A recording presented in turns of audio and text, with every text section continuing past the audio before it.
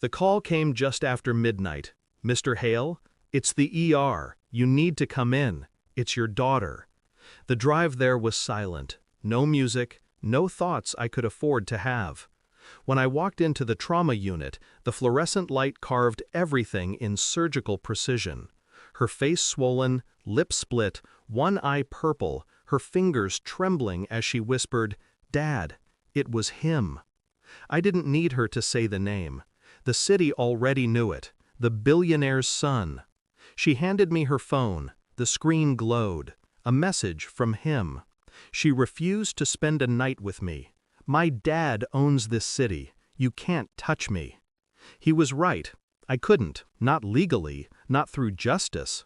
But there are other systems, older, colder. I stepped out of the ER, lit a cigarette, and made a single call to Sicily. It rang twice. Then a gravelly voice answered, "Who's this?" "Your niece's father," I said quietly. "It's family business." A pause. Then, softly, "I'm on my way." When my wife was alive, she kept our daughter away from that side of the family, the Sicilian side. Said they were men who didn't believe in laws, only in balance. But blood remembers, even when oceans divided. I hadn't spoken to her brother in 20 years. The last time, it was at her funeral. He told me, "If the day ever comes that someone hurts your child, call me. I'll handle it the old way." I never thought I'd use that promise. But that night, watching my daughter hooked up to IVs, whispering, "He laughed while he hit me," something broke quietly inside me. Not rage, not grief, something colder, resolve. By morning, news had already twisted the story. Billionaire's son involved in minor altercation with woman. They called her a woman, not a girl, not a victim. Money changes the language of truth. I didn't argue, didn't post, didn't shout. I just started collecting names. The police captain, the family lawyer, the prosecutor who lost the file. Everyone had a price. I simply found out who had been bought and by whom. 3 days later, a private jet landed outside Palermo. He arrived without luggage, just a long coat, an envelope, and a single line of calm that only men like him carry. My daughter never met him. I didn't tell her he was here. We met in my garage, beneath the hum of a single light bulb. He set the envelope on the table. Inside, photos, surveillance, bank statements, wire transfers from the billionaire's shell accounts to the prosecutor's office. "Your city," he said in his thick accent, "belongs to liars." I nodded. Then, "Let's take it back." He smiled faintly.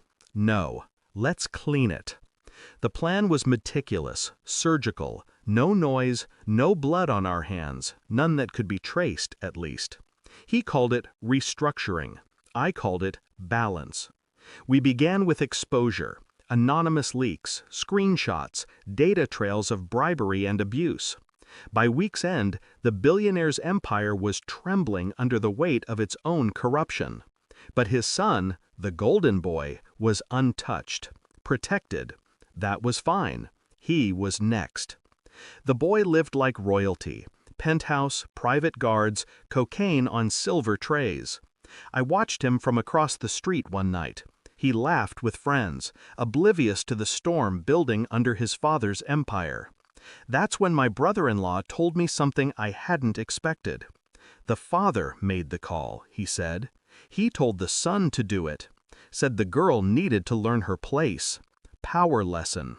It wasn't just the son's arrogance, it was the father's cruelty.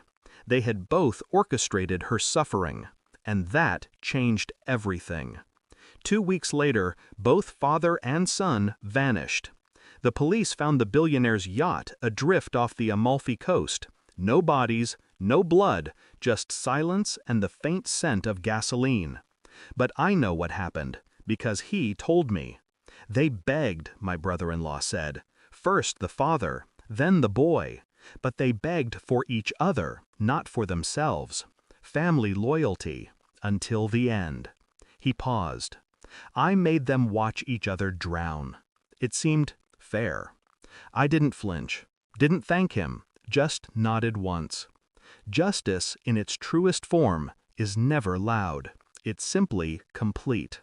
The papers called it a tragedy, accidental explosion, billionaire and son presumed dead. The city moved on. My daughter walks again now, smiles sometimes, but I see the shadow in her eyes, the one that never left me. I don't tell her what happened. I let her believe justice came naturally, that the world corrected itself for once. She doesn't need to know what kind of man her father became to make it right. The Sicilian called last week. "You did good," he said. "I didn't do anything," I replied. He laughed softly. That's why it worked. I hung up, then I walked into my daughter's room, kissed her forehead, and whispered something I hadn't said in months. "You're safe now." And for the first time in a long time, I believed it. Thanks for watching. Don't forget to like, share, and comment. Subscribe now to Cheating Stories Insight World for more amazing stories.